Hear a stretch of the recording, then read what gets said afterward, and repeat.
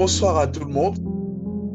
Nous vous saluons partout là où vous êtes et nous osons croire que vous allez très bien et que le Seigneur vous renouvelle encore ses bontés en ces jours.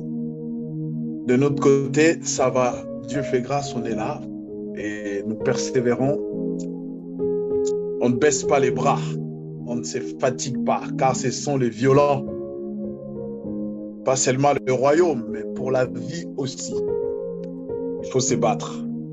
Nous bénissons le Seigneur cette nuit. Nous venons rapidement pour compléter notre message du dimanche dernier. J'ai remarqué qu'il y a un message qui a été posté qui n'est pas encore posté dans notre site. C'est-à-dire ceux qui nous suivent sur Internet, le message sur les livres des rites qui est sur notre site, c'est le deuxième message en fait. Les premiers messages, je l'avais enregistré sur une tablette. Du coup, je n'arrive pas à l'envoyer à notre sœur qui s'occupe de mettre le support dans notre site. Donc, du coup, nous sommes désolés, nous nous excusons pour cela. Et je pense là, ce week-end ou même ce soir, je vais voir, comme je me sens un peu en forme, je vais essayer de voir par tous les moyens comment lui envoyer ces messages. Sinon, si vous suivez seulement le premier, le deuxième, des fois, c'est très compliqué après pour avoir un fil d'idée correct. Donc voilà, je disais, nous sommes dans les livres des Ruth au chapitre 2. Et la fois dernière, nous nous sommes arrêtés, je crois, au verset 13. Mais je vais remonter au verset 11 pour aller finir au verset 23. J'ai lu la parole de Dieu rapidement. Boaz lui répondit, on m'a raconté en détail tout ce que tu as fait pour ta belle-mère depuis la mort de ton mari et comment tu as abandonné ton père, ta mère et ton pays natal pour aller vers un peuple que tu ne connais pas, que tu ne connaissais pas auparavant. Que l'Éternel te rende ce que tu as fait. Que la récompense soit complète de la part de l'Éternel, le Dieu d'Israël, sous les ailes de qui tu es venu te réfugier. Elle dit, j'obtiens donc ta faveur, mon Seigneur. Tu m'as consolé, tu as parlé au cœur de ta servante. Et pourtant, moi je ne suis pas même comme l'une de tes servantes. Au moment du repas, Boaz lui dit, approche, mange du pain et trempe ton morceau dans la vinaigrette. Elle s'assit à côté du moissonneur. Il lui tendirent du grain rôti. Elle mangea, se rassasia et garda les restes. Puis elle s'éleva pour glaner et Boaz donna cet ordre à ses serviteurs qu'elle glane aussi entre les gerbes sans que vous lui fassiez d'affront. Vous ôterez même pour elle des javelles, quelques épis que vous lui laisserez à glaner sans lui faire des reproches. Elle glana dans les champs jusqu'au soir et bâtit ce qu'elle avait glané, y environ un épha d'orge. Elle emporta, rentrant en ville et montrant à sa belle-mère ce qu'elle avait glané. Elle sortit aussi les surplus de son repas et lui donna. Sa belle-mère lui dit, où as-tu glané aujourd'hui et où as-tu travaillé? Béni soit celui qui a fait attention à toi. Elle raconta à sa belle-mère ce qui s'était passé avec lui. Puis elle dit, le nom de celui à qui j'ai eu affaire est Boaz. Noémie dit à sa belle-mère, qu'il soit béni de l'Éternel, qui n'abandonne pas sa bienveillance envers les vivants et les morts. Cet homme est notre proche parent, lui dit encore Noémie. Il est ceux qui ont envers nous des voies de rachat. Ruth la Moabite reprit. Il m'a dit aussi, attache-toi à mes serviteurs jusqu'à ce qu'il ait achevé toute la moisson, toute ma moisson. Noémie dit à Ruth, sa belle-fille, il est bon, ma fille, que tu sortes avec ses servantes et qu'on ne te rencontre pas dans un autre champ. Elle s'attacha aux servantes de Boaz pour glaner jusqu'à l'achèvement de la moisson des orges et de la moisson des blés. Elle demeurait avec sa belle-mère. Naomi, sa belle-mère, lui dit, ma fille, je voudrais te procurer du repos pour que tu sois heureuse. Père, nous bénissons ta parole et nous bénissons notre auditoire. Nous prions, Seigneur, que ta grâce et ton amour nous soient renouvelés, Seigneur. Nous prions et nous demandons au nom de Jésus. Amen. Ce soir, bien-aimés, je vais aller rapidement, comme je l'ai dit. Nous avons parlé la fois dernière, je parlais des livres des rites, chapitre 1er. Je parlais du livre des rites au chapitre 2 que je vais finir ce soir. J'ai essayé de nous donner les noms de personnages qui se figurent, qui font partie de ces livres. Et nous avons vu, il y a Ruth la Moabite, Naomi, et Elimelech, Malon, Kilion. On a vu tous ces noms jusqu'à ce que nous sommes arrivés au chapitre 2e. Et je m'étais arrêté au 13e ou 12e verset, mais je remonte un peu au verset 11e pour nous donner une bonne continuité de ce que j'étais en train de dire. Donc nous avons vu, bien-aimés, dans ce que je disais, nous avons vu qu'est-ce que ce message voulait nous dire exactement par rapport au temps des rites et par rapport à notre temps. Et lorsque nous lisons cette histoire comme ça, franchement, c'est une belle histoire. C'est une belle histoire, on peut écrire des romans là-dessus et ça pourrait aussi faire un bon chiffre d'affaires. Mais ici, ce n'est pas seulement une histoire. C'est quelque chose que nous devons en prendre en compte et mettre ce qui nous est dit ici en pratique. Parce que cette histoire n'est pas destinée à être lue comme ça, comme un roman. Je pense même il y a certains livres, quand on lit, on essaie de mettre ce qu'on a lu en pratique. Aujourd'hui, lorsque vous entrez dans des librairies, vous allez voir, il y a beaucoup de livres de coaching, de management, beaucoup de livres de bien-être, et ça se vend bien, les gens achètent, les gens essayent un peu de mettre cela en pratique. Et c'est pareil aussi avec la parole de Dieu. La parole de Dieu n'est pas un livre où on vient, on lit le soir pour dormir, pour se donner un peu le sommeil ou pour coucher les enfants. Non, la parole de Dieu, c'est une parole qui est digne d'être pratiquée. Et le but de la parole de Dieu est que nous puissions la pratiquer. Et aujourd'hui, l'Église a carence, l'Église a un problème de pratiquer la parole de Dieu. Lorsque nous lisons, si nous restons seulement dans l'Ancien Testament et nous lisons toutes les recommandations du Seigneur, toutes les recommandations de Dieu qui a fait dans l'Ancien Testament, bien aimé, la fois dernière, je vous avais dit, même les lois, les constitutions de ces mondes, la plupart et la grande partie, la majorité, sont inspirées de recommandations qui sont inscrites dans l'Ancien Testament, à partir de l'Exode. Et nous pouvons aller jusqu'à Nombre, jusqu'à Deutéronome, voire même les prophètes. Et beaucoup de paroles sont reprises dans des constitutions. En quelque sorte, c'est des paroles qui, demain, orientaient un peuple, conduisaient un peuple. Mais aujourd'hui, bien-aimés, nous sommes dans une dispensation où je dirais, comme la Bible le dit, que le prophète ont désiré voir cette dispensation, ce temps que nous sommes en train de vivre. Et Paul y va pour illustrer que certains l'ont salué de loin, de loin. Ils ont souhaité vivre le temps que nous sommes en train de vivre, mais ils ne l'ont pas vécu.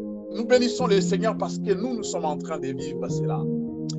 Le verset 11 nous dit, je reviens dans notre prédication de ce soir. 11 nous dit, Boaz répondit, on m'a raconté tout en détail, tout ce que tu as fait pour ta belle-mère depuis la mort de ton mari. On m'a raconté.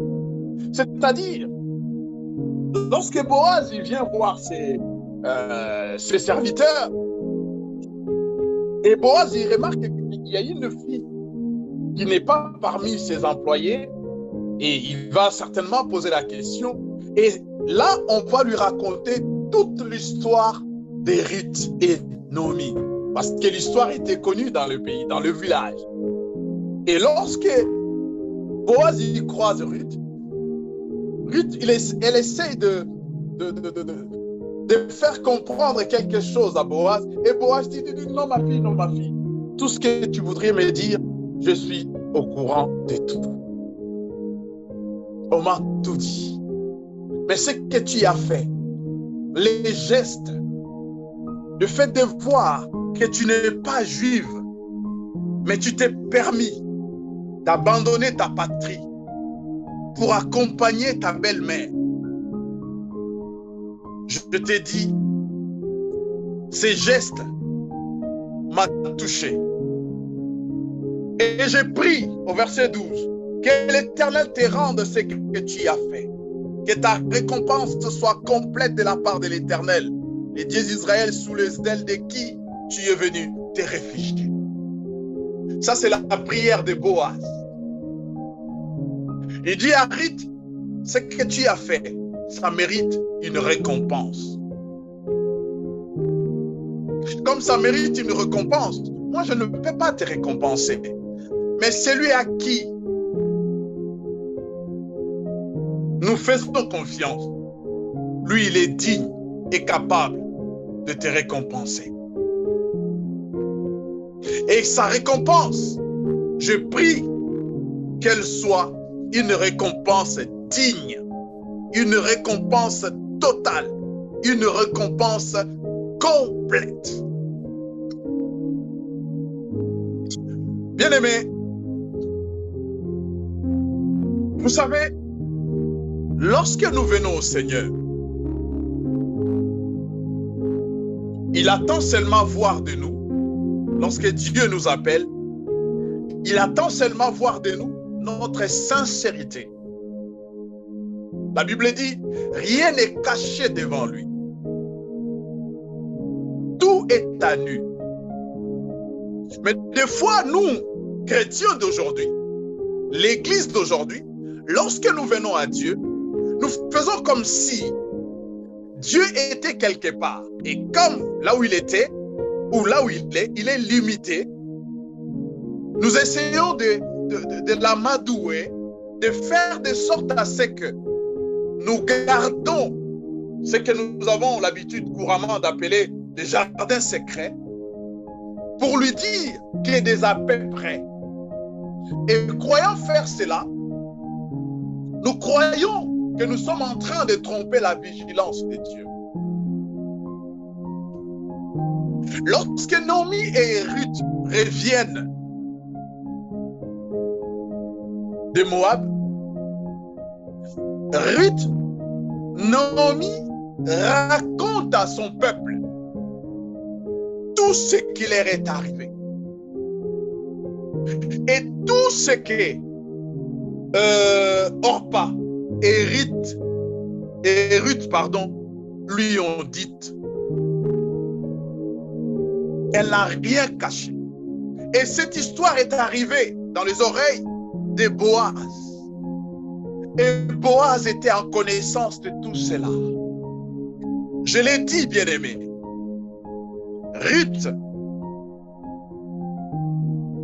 Naomi Elle est comme ces panneaux indicateurs. Naomi, elle est comme dans le ministère, elle est comme un évangéliste. Elle est comme Jean-Baptiste. C'est elle qui amène Ruth jusqu'à sa bénédiction finale. C'est Naomi qui amène Ruth à découvrir sa bénédiction. Et lorsque Ruth a compris cela, Ruth n'a fait qu'obéir à ce que Boaz, qui est l'image de l'époux, qui est l'image du racheteur, lui a dit. Et là, entre les deux, entre l'évangéliste Naomi et l'époux Boaz, il y a Ruth. Le problème n'est pas entre Naomi et Boaz. Le problème est entre Ruth et Naomi, Naomi et Boaz. Naomi est au milieu. Pardon, Ruth est au milieu. C'est lui qui fait la jonction. C'est lui qui reçoit des Ruth les directifs. Et il va vers Boaz. Boaz ne fait qu'exécuter la promesse. Parce que ce que Ruth fait, Ruth ignore. Vous allez remarquer, Ruth le fait juste par obéissance. Mais elle ignore la prophétie. C'est-à-dire, elle ignore la promesse ou les recommandations du Seigneur. Mais la première des choses qui amène Ruth à sa bénédiction, c'est le renoncement. Ruth a renoncé à sa patrie, à sa famille, à sa maison, à son père, à sa mère. Il a renoncé pour prendre une autre direction. Voilà pourquoi vous verrez Boaz dira à Ruth, ce que tu as fait, tu as pris la direction, tu as pris les risques de suivre quelqu'un, un peuple que tu ne connaissais pas avant. Mais tu as pris les risques de cela. Et Jésus dira à ses disciples, je crois dans Matthieu 7, il dit, si quelqu'un, pour moi, accepte d'abandonner nation, famille, père, mère, femme, enfant, bien, pour me suivre. Et il y a une promesse. Regarde ce qui lui arriverait. Je sais que ces versets, des fois, il est dit pour des motifs un peu sournois. Mais lorsque Jésus dit cela, il ne dit pas qu'il lui donnera les centuples en numéraire. Parce que ici, lorsque nous lisons et ici, et dans Matthieu, lorsque Jésus dit cela, il est nulle part mentionné l'argent. Il dit, tu auras des nations, tu auras des pères, tu auras des mères, des frères, des sœurs, au centuple. Il n'est pas question d'argent ici. Je continue. Ruth, il va renoncer. Comme la Bible dit dans Colossiens, chapitre 3, au verset 8. Colossiens. Si vous avez vos Bibles, je vous demanderai de prendre Colossiens. Colossiens chapitre 3. Nous allons lire rapidement pour comprendre ce que le Seigneur nous demande à l'heure actuelle et ce que nous sommes en train de faire. Colossiens chapitre 3, versets 8 à 9. La Bible déclare ceci. Maintenant, vous aussi, rejetez tout cela. Colère, animosité, méchanceté, calomnie, paroles grossières, qui sortirait de votre bouche. Ne mentez pas les uns aux autres, vous qui avez dépouillé la vieille nature avec ses pratiques et revêtu la nature nouvelle qui se renouvelle en vue d'une pleine connaissance selon l'image de celui qui l'a créé. Je parlais du renoncement. Et dans le renoncement, je l'ai dit, lorsque nous faisons allusion dans ce qui est dit dans les évangiles, nous le parlons, nous utilisons ces versets que pour essayer un peu de parler de l'argent. Et moi, personnellement, depuis que je me suis converti, je vis les gens abandonner leur vie, se tourner vers le Seigneur. Je vis les gens transformés par la parole de Dieu. Mais personnellement, je n'ai jamais vu quelqu'un à qui le Seigneur a donné sans maman, sans nation, sans terre. Je n'ai jamais vu. C'est pour dire, bien-aimé, lorsque la Bible nous dit des choses, nous devions comprendre l'esprit de la parole, l'esprit des mots qui sortent. Lorsque nous arrivons à interpréter cela, cela nous amène à comprendre et à avancer avec le Seigneur. Je parle du renoncement. Lorsque nous sortons, je sors de mes parents, je renonce à tous mes droits étant qu'enfant. Et nous savons que la vie chrétienne n'est pas une vie charnelle, ce n'est pas une vie physique. Parce que nous sommes l'épouse du Christ, non pas sur le plan charnel, mais sur le plan spirituel. Et l'Église, d'ailleurs, lorsqu'on parle du corps du Christ, c'est le corps mystique, c'est le corps immatériel du Christ. Cela veut dire, ce qui compte, c'est les éléments constitutifs de l'âme et de l'esprit. C'est-à-dire, dans l'âme, nous avons la source ou le siège de la volonté, de la personnalité. Et c'est dans ces choses. D'ailleurs, la Bible dit, l'âme qui pêche, c'est celle qui mourra. On ne dit pas l'homme qui pêche, c'est celui qui mourra. Mais l'âme qui pêche, c'est celle qui mourra. Et d'ailleurs, vous remarquerez lorsque nous lisons dans le livre des Thessaloniciens, la Bible déclare, en un clin d'œil, nous allons revêtir un corps immortel. Et ce corps immortel, ce n'est pas ces corps que nous avons aujourd'hui. Nous sommes tous mortels avec ces corps. Mais le corps que nous allons revêtir, ça sera un corps immortel.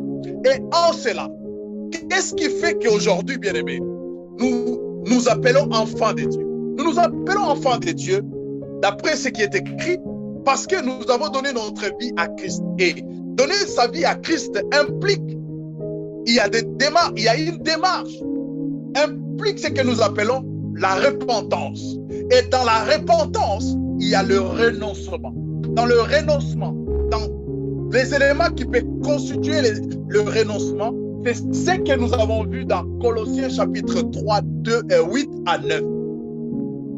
C'est-à-dire, étant que Jacques, Léon, je dois me regarder en moi. Il y a des choses que j'ai héritées de mes parents et qui sont à l'encontre de la parole de Dieu. Je ne dis pas que tout ce que nous avons acquis dans nos familles, je ne dis pas que cela est mauvais. Je ne dis pas non plus tout ce que nous avons hérité de nos parents, cela est mauvais. Je ne dis pas ici non plus tout ce que nous avons hérité de nos ancêtres, de nos aïeux. Je ne dis pas que tout cela est mauvais. Mais il y a des choses qui sont mauvaises, même sur le plan sociologique ou sur le plan humain. Je donne un exemple. Par exemple, à l'heure d'aujourd'hui, il y a certaines pratiques qui étaient courantes, qui étaient sur le plan social, c'était normal. Lorsqu'un roi mourait,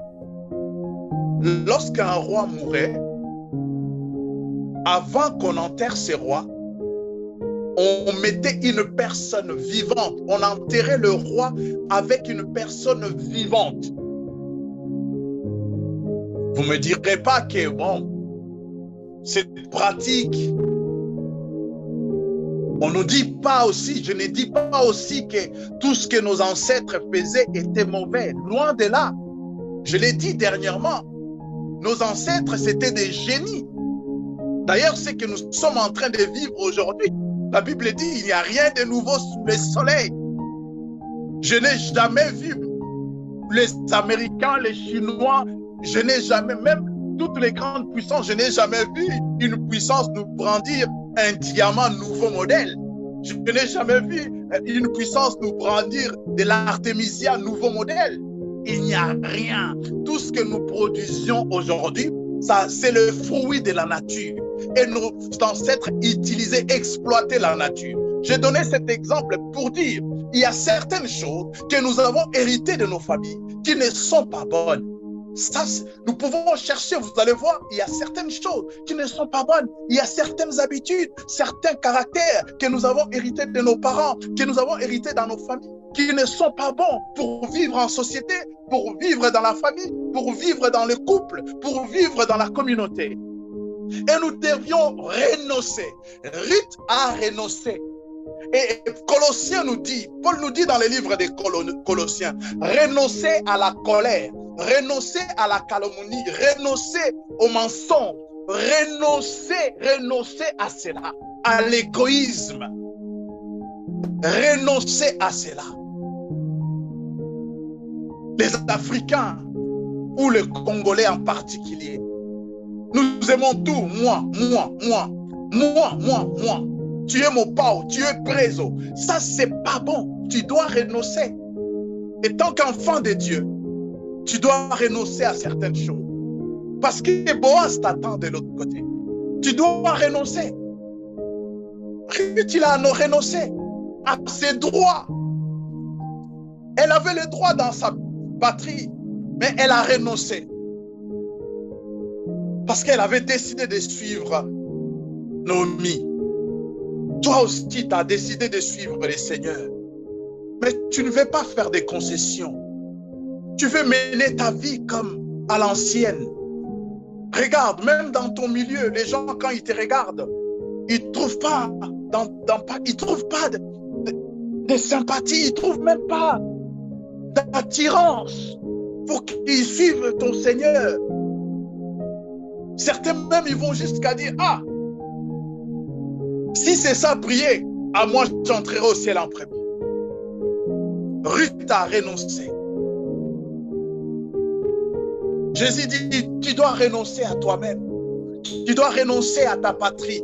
Je ne dis pas que nous devrions renoncer à la RDC. Ce n'est pas ça. Tu dois renoncer aux pratiques, aux choses. Toi, tu es enfant de Dieu, Congolais, enfant de Dieu. Mais tu as cet esprit égocentrique. Quoi que pasteur, quoi qu'évangéliste, docteur, prophète, apôtre, mais tu as cet esprit comme le colon, quoi. C'est toi. Culte de personnalité. Partout, c'est daddy. Partout. Tout ce qu'on fait, l'Église parle, jure, tout au nom de daddy. Renonçons à ces choses. Ça, c'est chez nous, c'est normal. Mon pas au préso, c'est normal. Daddy, c'est normal. Alors que lorsque nous nous conformons aux Écritures, cela n'est pas normal. On ne peut pas suivre Naomi et rester toujours Ruth, la Moabite. La RDC, c'est notre patrie. Mais il y a des choses, lorsqu'on regarde là-bas, on se pose des questions. Est-ce que Toza Lissusuka a pas? Et ces choses-là, on les retrouve à l'église. On les retrouve à l'église. Que l'Éternel te rende ce que tu as fait. Oh bien-aimé, laisse-moi te dire une chose. Il n'y a aucune action que tu aies posée pour la gloire du Seigneur qui resterait sans récompense. Sans récompense, je l'ai dit. Dieu n'est pas Gideon Foucault.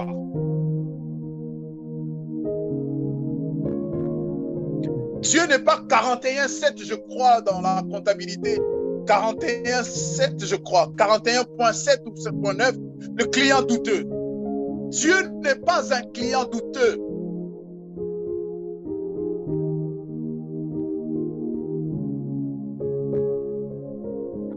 Que ta récompense soit complète de la part de l'Éternel, le Dieu d'Israël, sous les ailes de qui tu es venu te réfugier.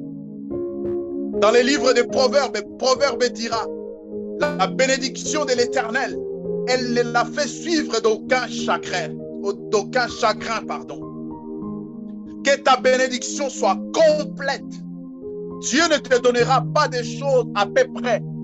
Il ne te donnera pas des choses pour essayer. Le problème, c'est que des fois, comme je l'ai dit très souvent, nous avons confondu la bénédiction et le matériel. Moi, je l'ai dit, souvent, la bénédiction, ce n'est pas le matériel. Sinon, les gens comme ceux qui ont les propriétaires de Facebook, de Tesla, Bezos, Amazon, sinon, c'est eux les hommes les plus heureux, c'est eux les hommes les plus riches. Et je ne crois pas que ces gens-là, ils sont tranquilles, ils dorment comme moi. Le problème, c'est que nous n'avons pas cherché la vraie bénédiction. Nous croyons qu'avoir une belle voiture, c'est une bénédiction. Venir en Europe, beaucoup. Et au moment où nous parlons, il y en a des gens, on est en train de les verser de l'huile pour qu'ils viennent en Europe. Il y en a qui jouent à la loterie pour venir à l'Europe. Mais lorsqu'ils sont ici, ils arrivent ici, ils sont déçus. Ils sont déçus. C'est à la seule différence. Peut-être si en Afrique, ils ne travaillaient pas, quelques années plus tard, ils pourront trouver du travail. Ils sont un peu en sécurité. Il y a les droits de l'homme, la liberté d'expression, certains avantages comme ça. Mais sur le plan, quand je dis sur le plan humain, au moto, vous allez voir qu'on regrette. Il y a certaines choses qu'on voit, on dit, qu'est-ce que je suis venu faire dans ces pays? Dieu ne bénit pas dans les à peu près. Vous êtes ici avec moi. Jamais ici, jamais ici. Je l'ai dit que Dieu m'a envoyé en Europe pour que je les serve. Jamais. Et je ne le dirai pas. Peut-être je le dirai, mais autrement. Mais pas comme ça. Je sais pourquoi j'ai dit. J'ai galéré dans ces pays. C'est la bénédiction de l'Éternel qui enrichit. Et vous allez voir avec Ruth. Elle dit, j'obtiens donc ta faveur, mon Seigneur. Tu m'as consolé, tu m'as parlé au cœur, tu as parlé au cœur de ta servante. Et pourtant, moi, je ne suis pas même comme l'une de tes servantes. Oui. Je l'ai dit, Dieu ne fait exception de personne. Le plus important, c'est d'être vrai avec les seigneurs. Quelle que soit ta taille, quel que soit ton rang social, quelle que soit ta couleur de peau, cela n'est pas un problème pour Dieu. Le problème avec Dieu, c'est que tu te conformes à sa parole. Tu te conformes à la parole de Dieu. Très souvent, j'entends des discussions de certaines personnes qui disent « Ah, un tel qui fait des bonnes choses, est-ce qu'il n'entrera pas au ciel ?» Oh, bien-aimés, nous serons surpris. Nous serons surpris. La Bible dit « Beaucoup des premiers seront les derniers. Et beaucoup des derniers seront les premiers. »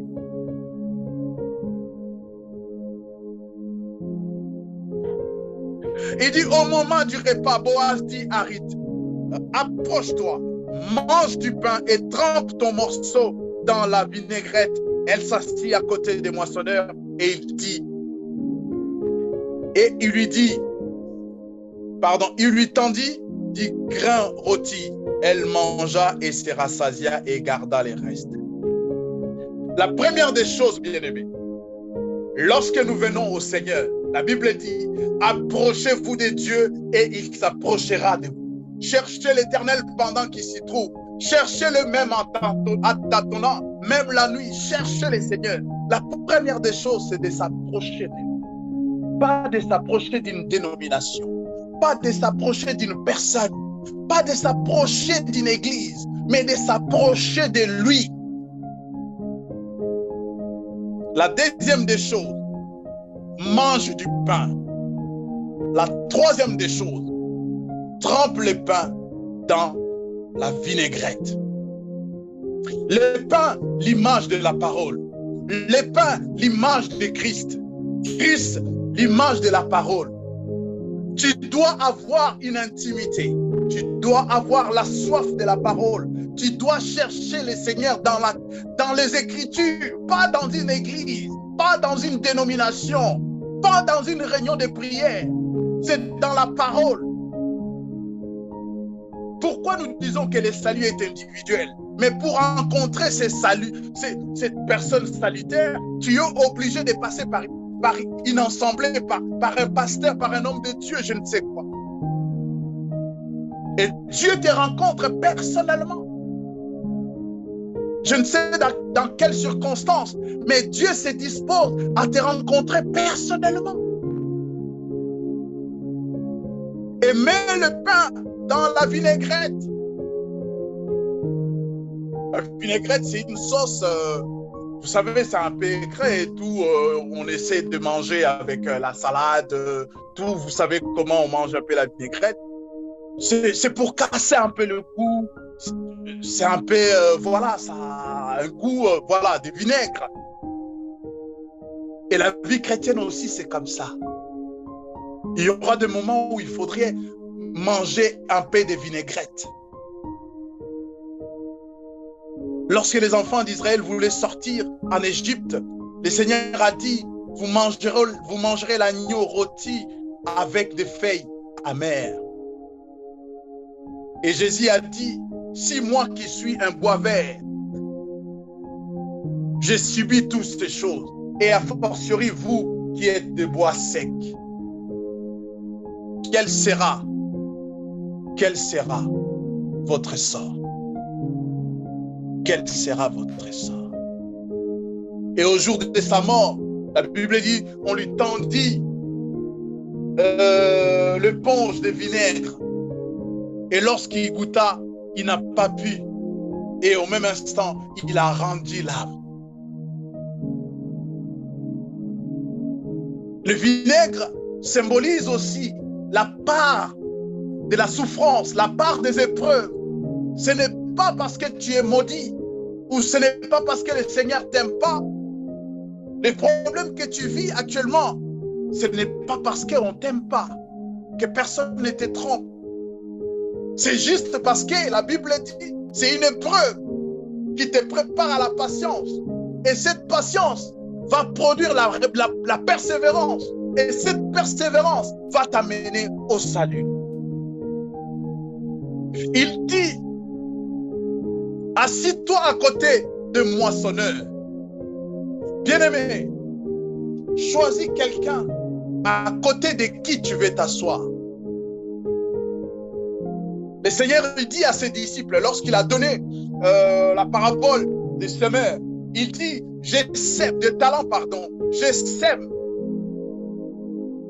je moissonne, pardon, là où je n'ai pas semé. Je moissonne là où je n'ai pas semé. Il envoie le moissonneur pour cueillir les bons et les mauvais fruits. Le moissonneur, l'image de ses serviteurs. Le moissonneur, l'image de ses enfants. Regarde, à côté de quel serviteur tu es. À côté de quel frère, de quelle sœur tu es. Il dit, assis-toi à côté de mes moissonneurs, de mes serviteurs. Hérite s'est assis avec les moissonneurs. Elle a travaillé, vous allez voir.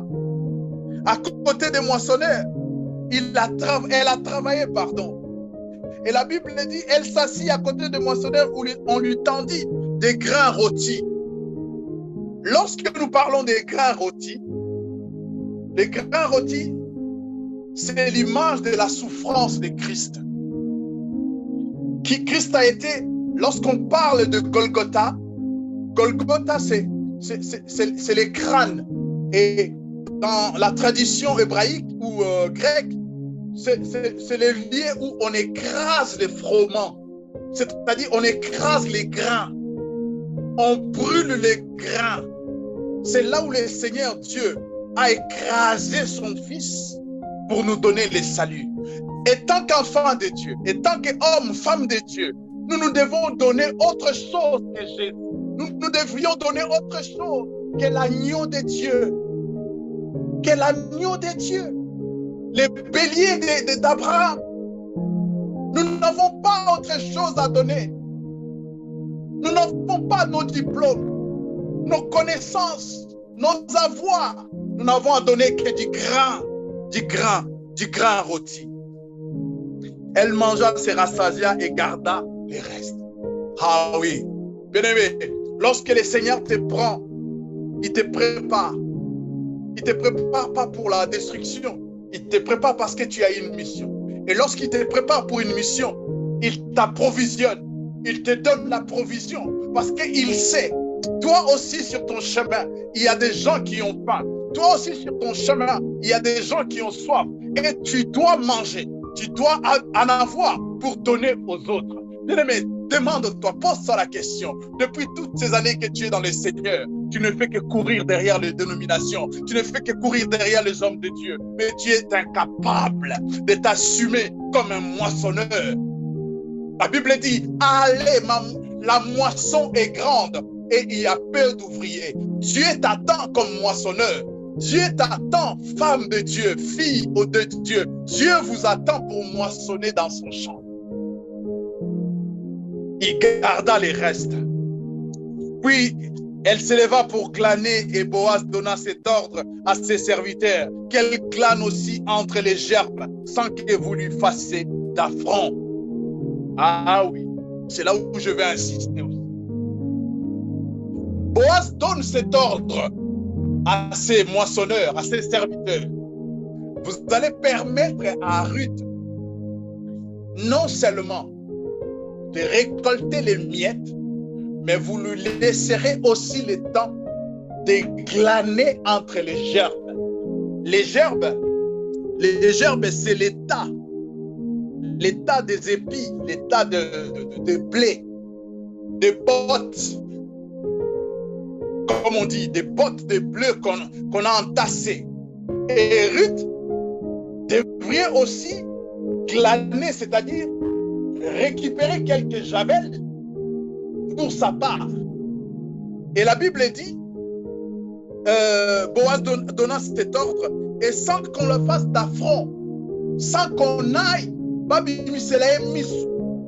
c'est-à-dire, lorsque nous sommes dans la maison de Dieu, nous tous qui travaillons dans la maison de Dieu, chantres, accueil, nous tous qui travaillons dans la maison de Dieu, nous devrions bénéficier de toutes les bénédictions qui tombent dans la maison de Dieu. Voilà pourquoi des fois ici nous disons, la dîme n'appartient pas au pasteur. La dîme, c'est pour l'église. Les offrandes, c'est pour l'église. Ce n'est pas pour le pasteur. Et lorsqu'on parle de l'église, on voit une famille, on voit une communauté. Si dans une famille, vous avez un frère, une sœur, qui veut tout avoir, qui veut que ce soit lui la présidente, mon pao, les chefs, faites attention, c'est qu'il y a problème. Il s'attire tous les honneurs. Il veut que tout tourne autour de lui. Bien aimé, vous savez qu'il y a un paradoxe. Si nous définissons réellement le mot serviteur et certains mots que nous employons dans la parole de Dieu, bien aimé, il y a contradiction. Une fois, je disais même, je crois à mon épouse ou à quelqu'un, je disais, mais moi, je trouve ça aberrant. Si vous avez déjà, je ne sais pas ici, quand vous prenez quelqu'un, même femme de ménage, elle peut avoir le même salaire que quelqu'un qui travaille préparateur de commandes. Je me suis retourné en Afrique. J'ai dit, quand on dit que serviteurs et tout. J'ai dit, mais moi, nous, bon, admettons qu'on avait des travailleurs, ce qu'on appelait des garçons, des femmes de ménage, boys. Vous vous imaginez, c'est notre serviteur. Et il se pointe une fois comme ça, il se pointe comme quoi, à l'équipe papa n'a biso nambong. À l'équipe biso bana papa, les enfants de son patron, notre boy, il est plus riche que nous.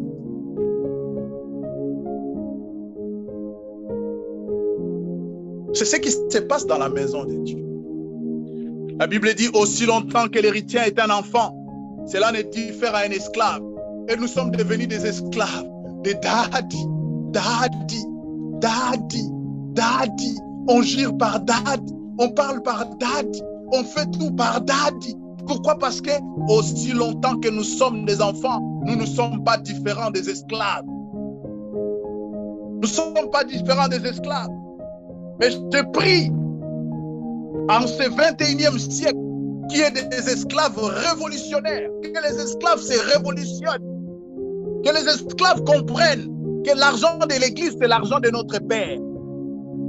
Et si notre serviteur, notre Mwana Moussala mange quelque chose, nous aussi qui sommes des enfants de la maison, nous avons droit à quelque chose. Je passe parce que je ne veux pas sans noter. Vous ôterez même pour elle des javelles, je l'ai dit, des épis, vous lui laisserez à glaner sans lui faire des reproches. Elle glana dans les champs jusqu'au soir et bâtit ce qu'elle avait glané. Il y eut environ un épha d'or. Un épha d'or, c'est l'équivalent de 18 litres. L'équivalent de 18 litres, c'est-à-dire à peu près 18 kilos.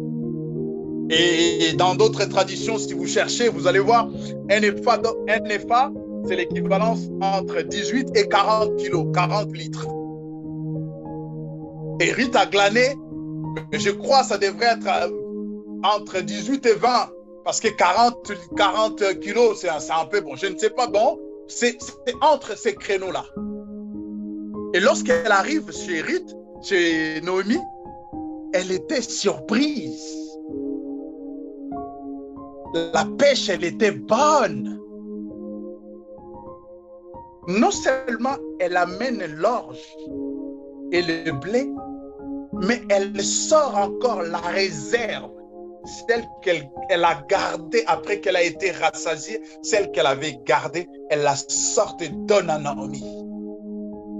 Naomi, elle était étonnée. Elle lui pose la question, où as-tu glané aujourd'hui? Où as-tu travaillé? Oh bien-aimé, Ruth l'étrangère, Ruth la novice, Ruth, elle vient d'arriver. Mais lorsqu'elle retourne voir sa belle-mère est étonnée. Mais est-ce que c'est le cas aujourd'hui pour nous? Lorsque nous venons à l'église et que nous retournons dans nos maisons, dans nos foyers, dans nos familles, est-ce que les gens sont étonnés de la transformation? Ou les gens sont étonnés de voir que nous prions 7 fois les jours, nous jeûnons 21 jours le mois, nous jeûnons 40 jours le mois et que rien ne change dans notre vie? Pose-toi la question ce soir. En quoi ton entourage, tes enfants, ta famille sont-ils étonnés par rapport à ta vie avec le Seigneur? Donne-toi la réponse. Je vais vite pour essayer de finir les versets 20. Naomi dit à sa belle-fille qu'il soit béni de l'Éternel qui n'abandonne pas sa bienveillance envers les vivants et les morts. Cet homme est notre proche parent, lui dit encore Naomi. Il est de ceux qui ont envers nous devoir des rachats. Franchement, je ne saurais pas aller à la source parce qu'ici, il y a beaucoup de choses à dire. Il y a beaucoup de choses à dire. Je vous donne rendez-vous dimanche nous serons à Grigny, sur la rue Jean-Jacques Rousseau, numéro 19. Et je vais m'attarder là-dessus parce qu'il y a beaucoup de choses. C'est ici que vous allez voir que Naomi, Ruth va entrer dans la lignée prophétique de Messie, alors que c'est une Moabite. Et les Moabites vivaient en conflit avec les Israélites. Donc, je ne peux pas, il nous reste pas beaucoup de temps, je ne vais pas vraiment m'attarder là-dessus parce qu'il y a des choses à dire et surtout qu'il faudrait que nous allions lire la référence de ce que fait allusion ici Naomi. Il est très important que nous comprenions. C'est très important ces choses. Pourquoi? Je l'ai dit une fois dans un message. Si tu n'as pas compris l'Ancien Testament, il faudrait que tu retournes encore dans l'Ancien Testament. Tu ne peux pas vivre la vie de Dieu. Si tu n'as pas compris l'Ancien Testament, tu ne peux pas aller loin avec le Seigneur. La base de tout, c'est dans l'Ancien. La promesse du Messie, la création du monde, tout c'est dans l'Ancien Testament. Et dans le Nouveau Testament, nous vivons des choses qui sont déjà créées, nous vivons des choses qui se sont déjà produites et des choses à venir. Donc voilà, je ne peux pas vraiment continuer. Je m'arrête là. Seigneur notre Dieu, je te rends grâce, je te bénis pour ce soir. Je suis convaincu, Seigneur, que cette parole fera du bien à quelqu'un. Et que tu nous donneras, Seigneur, à comprendre qu'est-ce que tu attends de nous. Est-ce que tu attends de nous que nous soyons aux côtés des serviteurs, que nous puissions aussi travailler, nous, afin de pouvoir faire des réserves? Parce que le monde attend la révélation du Fils.